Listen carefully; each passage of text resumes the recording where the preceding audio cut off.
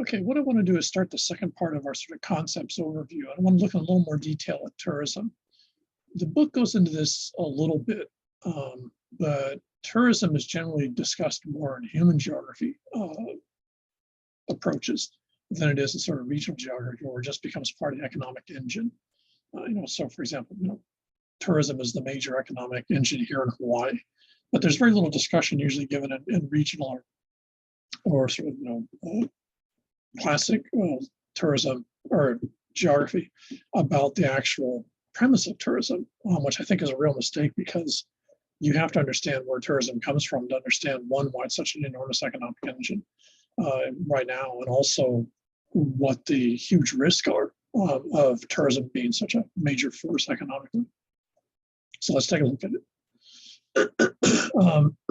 As of, I think, roughly about 2005, tourism moved up to be the second largest generator of money globally. The other thing that surpasses it is military and military systems. Everything else falls way behind tourism by 2010. The majority of world's countries have tourism as a major part of their economic system. It's estimated, I believe, 60% of countries on the planet, tourism is at least 15 to 20% of their revenue system. And that's direct tourism. That doesn't include the indirect impacts, which are oftentimes much more extensive, especially, for example, here in Hawaii. So tourism is the major way that people get involved in money, revenue, and access to the global resources outside of militaries and pretty much all the planet. And that's really weird, because tourism, one, has no benefits in the sense that tourism does not provide shelter, food, or any basic needs that people have. And secondly, as tourism is very, very, very recent. Tourism in its modern form didn't exist at all prior to the early 19th century, basically like 1815. In its modern context, we think of tourism today has really only sort of existed in a spectacular form post-World War I, so basically from 1920 on. So you're talking about something that's very, very recent. It's constantly changing. We'll get into that in a couple of discussions down the road. And it's very poorly understood. Geographers have been one of the major groups looking at tourism, especially human geographers looking at tourism, but usually in terms of impacts of tourism. And that's part of it, but it's not actually a comprehensive way to look at it. And when you look at sort of, classic sort of economics, political driven, sort of regional tourism, like, or regional geography like this class, it's generally brought up as if it's like some form of production or service sector industry or something like that, which, it is sort of, but it isn't. So let's take a quick synopsis of here. Here's the United Nations, which now has a huge branch of the United Nations, which is devoted entirely to tourism, the World Tourism Authority, or office or something like that. And tourism doesn't have an accepted general definition, which is really weird. If you think of like education or medical care or food, it's really easy to sort of define what those are. Tourism is much more complicated. So basically, their little one sentence pop there is sort of partially accurate. And if you look at the bullets below, that's actually what tourism is. Tourism, in the sense that we think of it today, is basically a phenomena tied to jet travel. The fact that jets become common by the early 1960s, allowing you to pack large numbers of people in very constrained space because you can get them somewhere in a hurry, basically brings on what's called mass or bulk tourism by the early 1960s. And you think of it here in Hawaii, a classic example would be the Hilton Hawaiian. And so this is the, masses of people coming in airplanes. They would go on Roberts buses down to Waikiki. They'd go to hula shows, do everything else in a group, get back on the bus, go back to the airport, and go back home. That's the bulk or mass tourism of the late 20th century. Now, that's hugely different than tourism that existed from, say, 1959 back to, say, early 1800s, when tourism in its modern form starts. There, it's much slower. It's much more distance constrained. So people tend to go much shorter distances. So, for example, if you lived in New York, you didn't go down to Florida, you didn't go to somewhere else, you went to Coney Island, because you could get there in a couple of hours or an hour. I'm not sure how exactly long on a tram. So tourism in its original form was the same, but it was much more constrained in terms of distance, because distance and time were huge issues, and we'll see why in a second. Really important thing to understand about tourism, this hasn't changed at all. Tourism is entirely based on perceptual discretionary income. Now, discretionary is an interesting term, and there's a lot of this classes we're going through. You can hear this again and again. I do in all the geography classes. Perception drives reality. What we think drives how we see the world around us and how we act and how we make decisions. Discretionary means that, if you would, at your discretion, so at your choice. So if you have discretionary income, since you're college students, you probably don't. But if you have discretionary income, that's money that you can spend that doesn't go towards what you feel are your needs.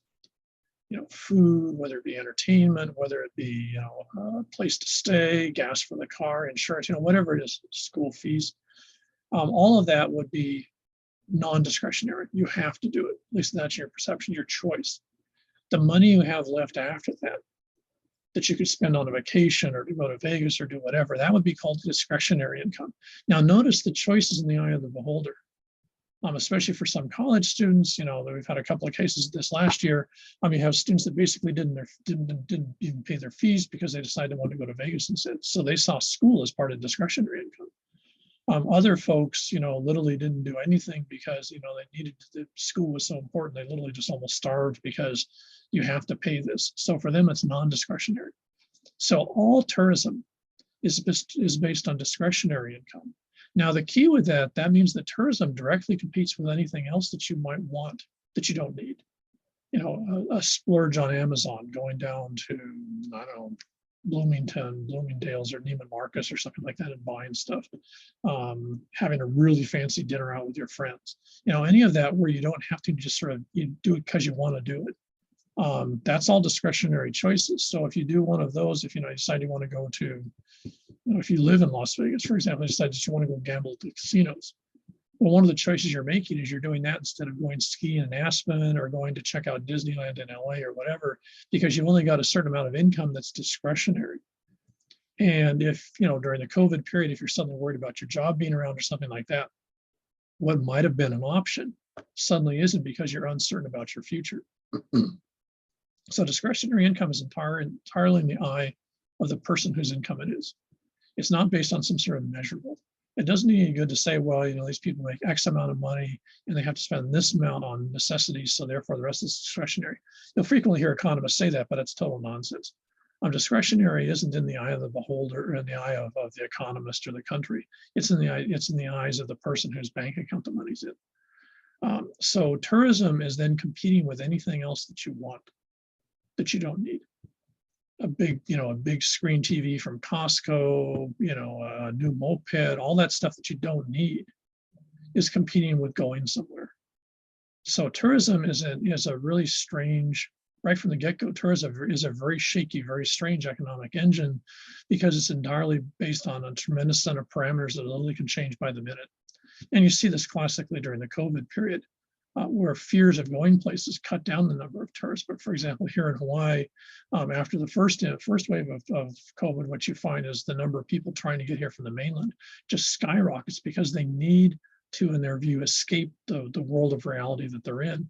So, coming to Hawaii becomes, on one hand, it's discretionary money, but their perception of Hawaii has actually sort of changed in terms of the stresses that they find themselves in their home environment. So, this is a perceptual thing. As COVID, sort of phased down into a norm, you're going to find that decision choice will change because people won't see Hawaii in that same light anymore. So this is the key about tourism. Tourism is always discretionary. So it's always subject to changing fads, interests, fears, perceptions, attitudes, whatever makes up the package. Tourism is always temporary. It has a start and a finish. So tourism isn't hopping down. Tourism is actually an escape from your regular work life. The world that you normally live in is not where you do your tourism. And that's why staycations are usually a huge disaster. That Waikiki's been trying to spin these for years, and it totally doesn't work. I've seen the numbers. People here that live in Honolulu don't generally feel the idea of going down to Waikiki as being tourism. It might mean that someone else does the washing for them, but that's it. So tourism is an escape from your normal world. And that means it's temporary because your normal world is where you're generating, among other things, the income to spend discretion for discretionary things. So tourism is temporary. It has a particular time, I'm going to be a tourist. I'm going on vacation. And it has a time, oh, this is the last day of my vacation. I'm going back home today. So it's bracketed. And this makes it different when you think about it than your normal existence that you live in, where you do things and they've got to start and finish. I'm eventually going to retire, or I'm going to change jobs or something. But that's not actually bracketed time. It's much more, it's much more subject to change. Tourism isn't. If you're only going to be here for 10 days because that's the stay, and the 11th day, the hotel's going to throw you out because you don't have you haven't paid for it. So tourism is temporary, and it's an escape. These are two really, really key things. Especially COVID has been really interesting to see how people that want to be tourists view where they're going to go and what they're escaping from, and to a certain extent what they want to escape to. Tourism is invariably both strange and exotic. On one hand, that makes it different than your normal world, but it's also familiar. And the classic example I always use is if you look at luau's, unlike the one they still have out at Harbor's Point, what you'll find is one of the most popular dishes, and this is also true in the hotels, is teriyaki chicken with pineapple. For folks from much of the world, whether it be Asia or Europe or the United States, chicken is a normal source of protein. They eat chicken in all sorts of forms. And they might even have it with teriyaki sauce. But if they have it here in Hawaii and it's at some sort of a buffet and it's laid out, and the teriyaki chicken is there and it's got fresh slices of pineapple, which ironically are imported from Nicaragua usually. So the pineapple's not growing here anymore. So, the entire dish actually has nothing to do with Hawaii. Teriyaki sauce is a Japanese, I don't know if I want to call it an invention, though Chinese have something very similar. Pineapples originally come, I believe, from South America. Chickens, Polynesians brought chickens over, but the chickens that you get now are actually usually raised on the mainland, and the chickens are actually, flown over here. So basically everything that makes up the teriyaki chicken pineapple dish is imported from someplace else on the planet. For folks from the mainland United States, they could have that dish on the mainland. But when you have it in Hawaii, it's part of the stereotype that Hawaii is a different place where teriyaki chicken with pineapple now becomes a normal dish that you can have versus an exotic dish. So it's strange and exotic and different. The flavors are different. It looks a little different. It smells a little different. But it's also familiar because you've had chicken and sauce. So it allows you to have something different without it being creepy. By contrast, if you go to the luau's, like if you go to like baby luau or something like that, and they're invariably will put out the poi. Now my family and I, poi, we just hit it. So the poi disappears in seconds. But what you'll find is for the general tourist audience, if you go to one of the real formal luau's, they'll actually have the little pill cups. So that tourists can put a little bit of poi in there and taste it, because to them, poi is strange and exotic, and it's too different. There is no equivalent to it. It's not the same as mashed potatoes. And so what you find is people make all sorts of comments about, ooh, that tastes strange, or oh, it tastes like paste, or doesn't have any taste. All these different sort of discussions of the feelings or how exotically different poi is, but you very rarely will actually see them go and pack up a full bowl and grind into it. That's too different. That's not familiar. So tourism is really interesting because it has to walk this line. It has to be different than your normal life, but it can't be strange.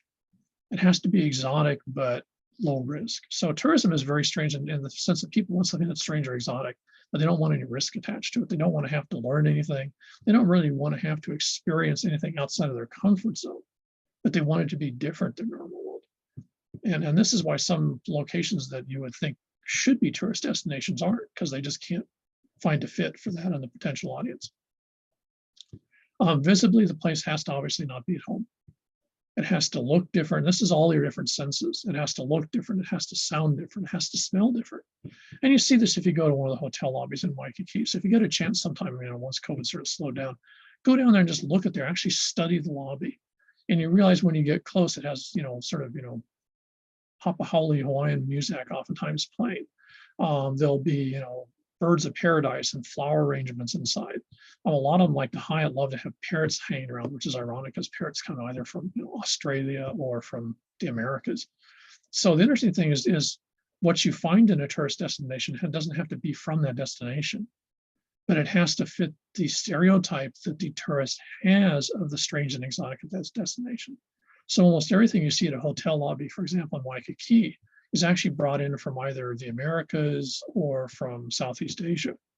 Almost none of it's actually from here. You're never going to see like nenes walking around the middle of the lobby, though they would be cute, though they're pretty obnoxious. But but the thing is, you don't see that stuff if you're from Des Moines, Iowa. So everything has to be different. The smells have to be different. The sounds have to be different. It has to look different. And that reminds everyone the minute they're wandering around that they're not home. So it reminds them, yes, I'm in someplace different. I have escaped, if you would. What you also find in tourism, this does actually go back to the early 19th century, is that people, when they are tourists, are playing at being upwardly and socially and economically mobile from their normal life. So people that are, like middle class in the United States don't go to tourist destinations to be middle class. They go to be treated in their stereotype of what upper class people are treated like. And this is why service, in the sense of being polite and nice to people and stuff like that, is such a big part of the tourism sector industry in most sectors, because the tourists expect that. The frequent tourist response to you shouldn't do this is, well, I paid my money to be a tourist, and so get out of my way. In the way that they think that upper class or upper financially successful folks can act. They don't have to worry about the rules. That's part of tourism, and this is why when you try to educate tourists, it's invariably a failure. Tourists aren't interested in being education, because educated is part of what you do when you're at home. Tourism means an escape. So if you're a middle class tourist, whether it be American or Japanese or Chinese or whatever, when you're being a tourist, you generally act like you think the upper class acts like in your society, because that's one of the things that's fun to do, and it's part of the escape. Because when you go back home, you're going to go back to being middle class with a regular job, et cetera, et cetera.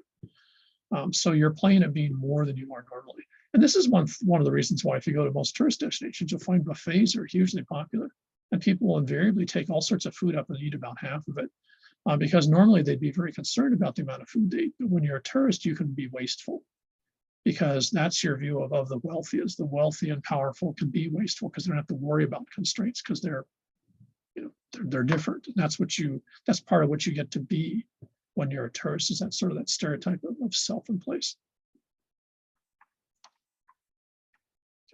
Very quickly, to sort of finish this part off, tourism is almost invariably, in some way, tied to something that's perceived as natural. No, the key here is you have to remember that we're not talking the natural in that actual location.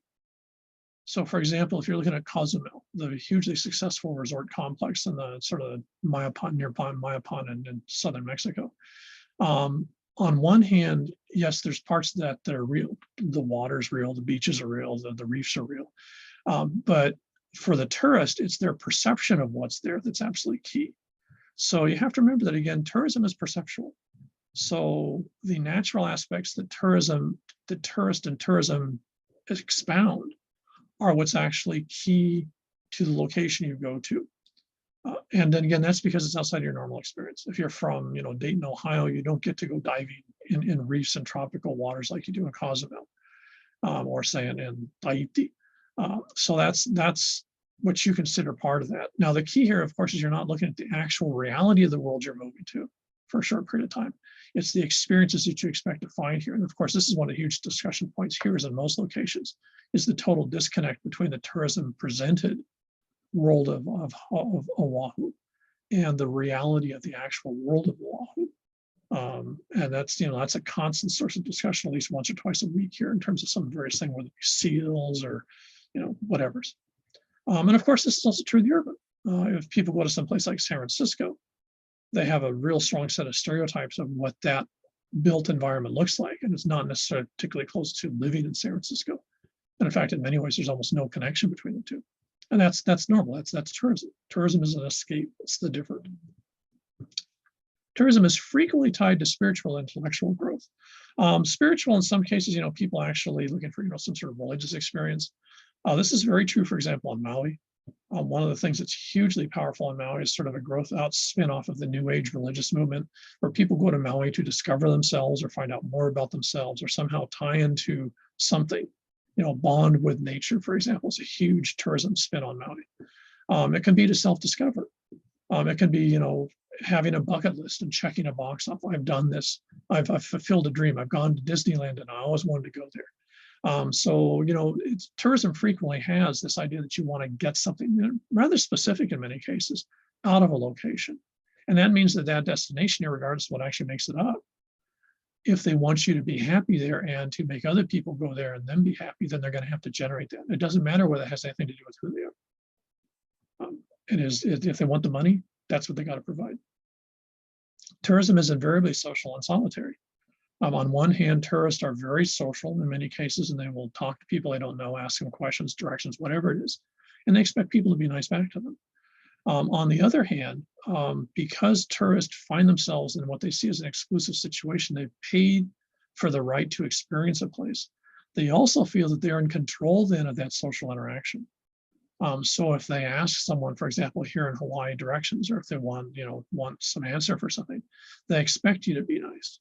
They expect you to, quote, treat them with aloha, because in their view, that's actually part of what they paid for when they bought the ticket on Hawaiian Airlines and they're staying at some Airbnb in Lanikai or something like that. They think that that's what they purchased. They purchased your behavior. They purchased your attitude. And we do the same thing when we go to Vegas or someplace else. So on one hand, it's social, but it is also solitary, or more likely, maybe not solitary, but in control. They're independent, and tourists control the social dynamic that they interact in. And again, as I mentioned before, things have to be seen as plentiful. And the other part of this is you have to remember, when you're a tourist, because you're escaping, there's oftentimes a very strong perception there should not be any rules. The rules that you normally operate under in terms of the way that you behave. Frequently, you're allowed to sort of dump those when you're a tourist, because you don't have to do that because I'm on vacation. So I don't have to behave because I can have fun.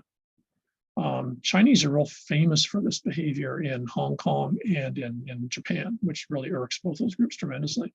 But if you ask them, they start to say, well, when I'm back home, I have to behave because everyone knows me. Here, no, I'm a stranger, so I can do whatever I want to.